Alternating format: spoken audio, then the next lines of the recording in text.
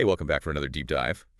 Today we're going to be listening to someone who's really kind of wrestling with some big ideas. Yeah. About like identity and community and self-expression. Mm-hmm. It's almost like you're listening in on someone's like late night thoughts. Yeah, like those thoughts you have when you're driving home or something. Right. Just processing your day. Yeah, exactly. Or, Yeah. And one of the things they keep coming back to is this phrase, technical linguistic debt.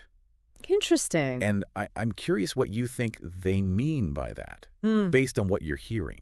Well, when you think about just kind of like debt in general, it's like this thing that's hanging over you, right? It's like something that you owe. Yeah. But they're talking about technical linguistic debt. So what is that exactly? I think it's like when you have all these thoughts and feelings and you don't fully express them and they just kind of like build up inside you. Yeah.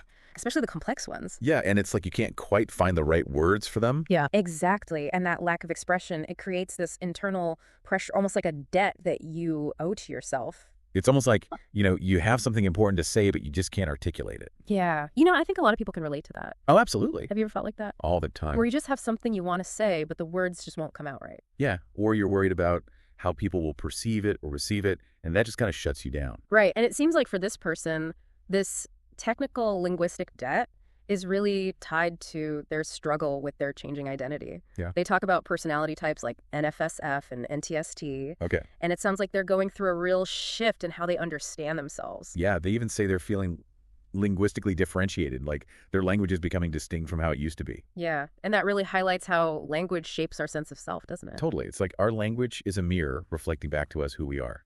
And when that language changes, it can shake up our whole sense of self. It's like learning a new language. Right. But it's the language of yourself. Exactly. And I'm noticing that this internal struggle seems to be fueling a real desire for connection and belonging, like the deep yearning for community. Yeah. They talk about how their soul family is not here, which suggests a deep sense of loneliness. Yeah. And yet they also talk about needing to build a community. Right. Not find one. It's a really interesting tension between wanting to belong and feeling like they have to create that belonging for themselves. And it raises such an important question for all of us. Like, how do we find connection when we feel like we don't fit in? Yeah, especially when our experiences and perspectives feel so different from those around us. It's like they're navigating this uncharted territory. Right. It's exciting, but also terrifying. Exactly. And, amidst all this talk of isolation, they also tap into this sense of strength from their heritage. Oh, yeah? They talk about the power of their ancestors and this prototypical backstop in their genome. Like this inherent strength they inherited from their lineage. Yes, and I find that so fascinating. It's like they're drawing on the wisdom and resilience of those who came before them. Yeah, and finding this source of support in their own bloodline.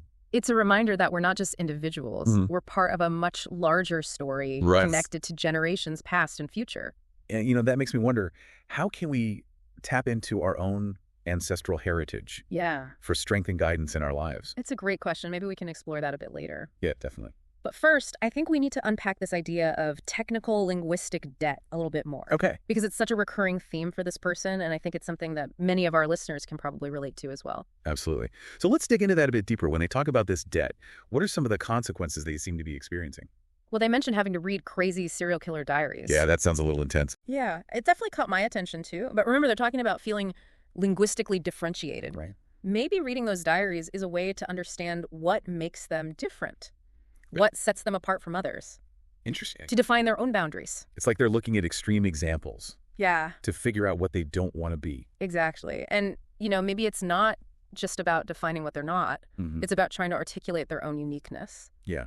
And how that might make it harder to connect with others. Exactly. Especially when it comes to self-expression. It seems like this debt is really taking a toll on their sense of self and their relationships. Yeah, they talk about feeling like their soul family is not here and how they need to build a community rather than find one. Right. It's like they're starting to realize that their unique experiences might make it harder to connect with people who truly get them. Yeah, that realization must be both empowering and isolating at the same time. Absolutely. On one hand, they're acknowledging their unique path. Right. But on the other, they're facing the potential loneliness of forging their own way. That's a tough balance. And for this person, it seems like their changing personality type adds another layer of complexity to it all. Yeah, they mentioned going from NFSF to NTST, which I understand suggests a pretty big shift in their cognitive function. Right. I wonder if the transition is contributing to their feelings of isolation and their need to redefine their relationships. It's definitely possible. Even without getting too deep into personality types, it's clear that they're questioning who they are at a fundamental level. Yeah. And that can be both liberating and really unsettling. This whole conversation about technical linguistic debt is making me think about how we often hold back from expressing our true selves, maybe out of fear of judgment or rejection. Yeah.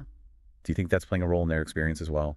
I think so. Definitely, it seems like they're carrying this weight of unexpressed thoughts and emotions, and that's contributing to their sense of isolation. Yeah. It's almost as if they're afraid to share their authentic self because they're worried it won't be accepted or understood. It's a vulnerable position to be in. Yeah. And I think it speaks to a universal human experience. Oh, absolutely. So many of us struggle to find our voice, to express ourselves truly without holding back. Right.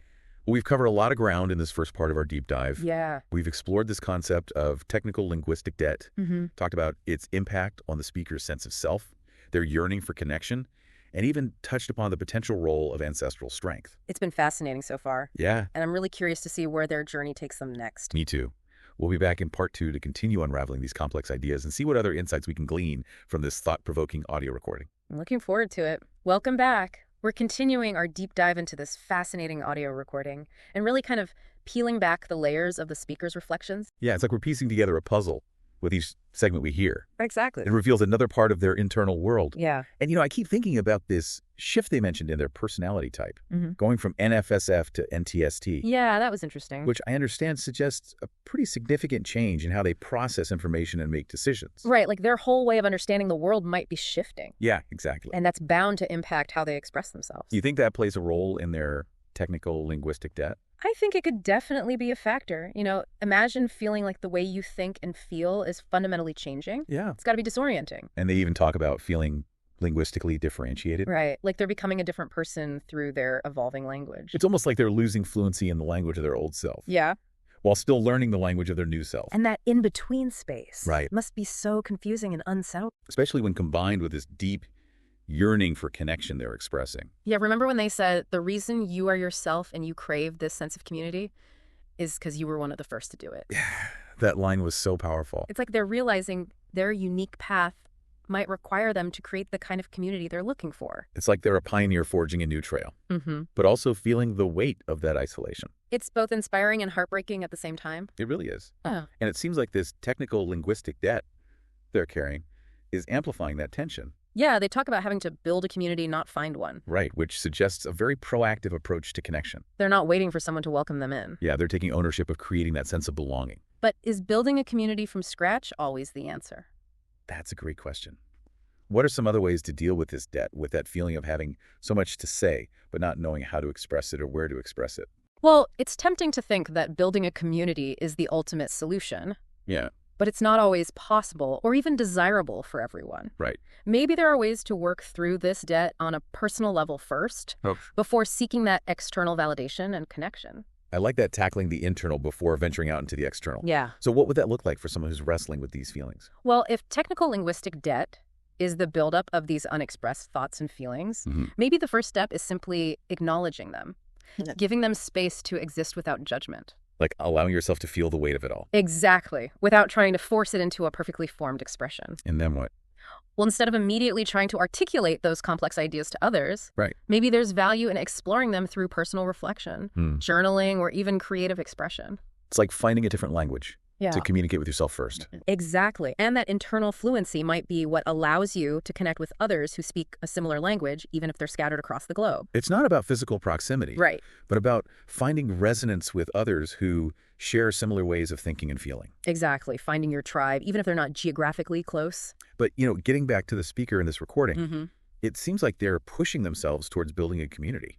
Yeah. What do you think is motivating them to take that path? Well, they talk about this idea of first mover advantage. Right. And I think there's a certain excitement that comes with creating something new. You might be feeling a sense of responsibility. Yeah, like they're paving the way for others who are struggling with similar feelings. Exactly. It's like they're saying, hey, if I can figure this out, maybe I can help others find their way too. And I think there's another element at play here too. What's that? Remember they talked about invoking the warrior spirit and tapping into the power of their ancestors. Right, it's like they're drawing strength from their lineage. Exactly. It's a reminder that we're not starting from scratch. We carry the legacy of our ancestors within us. And we can tap into that strength to overcome challenges and create something new. Exactly. And for this speaker, it seems like that connection to their ancestors is giving them the courage to face their technical linguistic debt head on. It's like their heritage is providing a blueprint for navigating the complexities of life. Especially when we feel lost or alone. Thinking about this whole journey is making me realize that maybe technical linguistic debt isn't just about the burden of these unexpressed thoughts and emotions. Right. Maybe it's also about the potential that lies dormant within us, waiting to be unlocked through self-expression. That's a beautiful way to put it. It's like this debt isn't just something to be paid off, but a source of raw material that we can use to create something new and meaningful. It's a shift from seeing it as a limitation to seeing it as a source of possibility. Exactly. And the speaker seems to be all about embracing that possibility. Yeah. Even if it means stepping into uncharted territory and forging their own path. Their courage is really inspiring. It is. Well, we've covered a lot of ground in this part of our deep dive. We have. We've explored the speaker's changing personality, their approach to building a community, and that really powerful connection to their ancestral heritage. It's been a fascinating journey so far. It really has. And the final part of our deep dive, we'll see how the speaker navigates this terrain of identity connection and the power of self-expression. I can't wait to hear their final reflections. Me too. I have a feeling they'll leave us with some powerful insights. Welcome back to part 3 of our deep dive.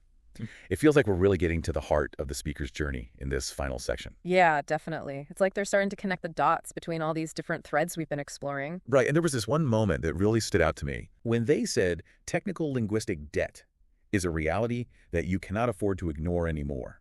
Oh, yeah. It almost feels like a wake-up call. It's like they've been pushing down these thoughts and feelings for so long, and now they're realizing they can't do that anymore. And it's interesting how they tie that realization directly to their longing for community. Right.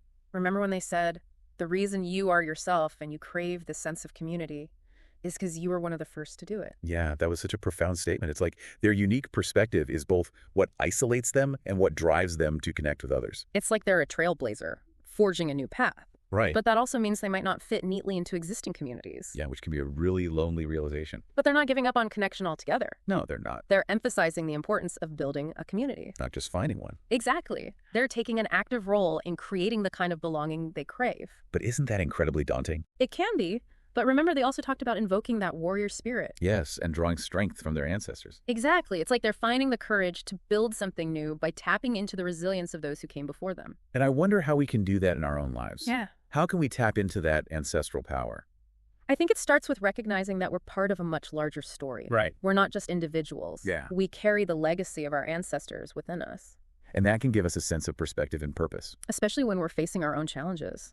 You know, the speaker even acknowledges how difficult this path can be. Right. They say, it's hard out here, But then they immediately shift gears and give themselves this pep talk. Yeah. Invoke that warrior spirit. Invoke that higher order derivative. Build a community. Don't find a community. Don't expect a community, bro. It's such a powerful call to action. It's like they're choosing to rise to the challenge. Yeah, and using both their internal drive and their connection to their heritage to create the connections they're longing for. And I'm starting to think that maybe technical linguistic debt isn't just a burden. Maybe it's a catalyst for growth. I think so too. It's like that pressure to express yourself authentically can push you to evolve and connect with others in new ways. And the speaker seems to be embracing that idea. They're definitely not running away from the challenge. They're choosing to see it as an opportunity. To create something new and meaningful. And it sounds like they're realizing that building a community isn't about finding people who are exactly like you. Right. It's about forging connections based on shared values, shared experiences, and a willingness to be vulnerable with each other. Isn't that what we're all searching for in the end? I think so. A place where we can be ourselves. Yeah, even the parts that are messy and still evolving. And feel accepted and understood. You know, I love how the speaker ends their reflection by saying, what does it take to get there? Just another step, just another day. It's a powerful reminder that even the biggest dreams are achieved one step at a time. And it takes consistency and perseverance. Yeah, and trust in the process. You know, this whole deep dive has been such an insightful exploration of what it means to be human. I agree. We've seen the speaker's vulnerability, their moments of doubt, their incredible insights, and their determination to live a more authentic and connected life. And it's been a privilege to witness that journey unfold. It has, and I hope our listeners have found inspiration in their story as well. Me too. Yeah. This exploration has reminded me that even in a world that can feel isolating and overwhelming, we have the power to shape our own reality and create meaningful connections by embracing who we are, tapping into our inner strength, and taking those small but consistent steps forward. That's how we create a sense of belonging that truly nourishes our souls. Thank you for joining us on this deep dive. It's been a truly enriching experience. Until next time, remember to be kind to yourself, embrace your unique perspective, and never underestimate the power of your own voice. The world needs to hear your story.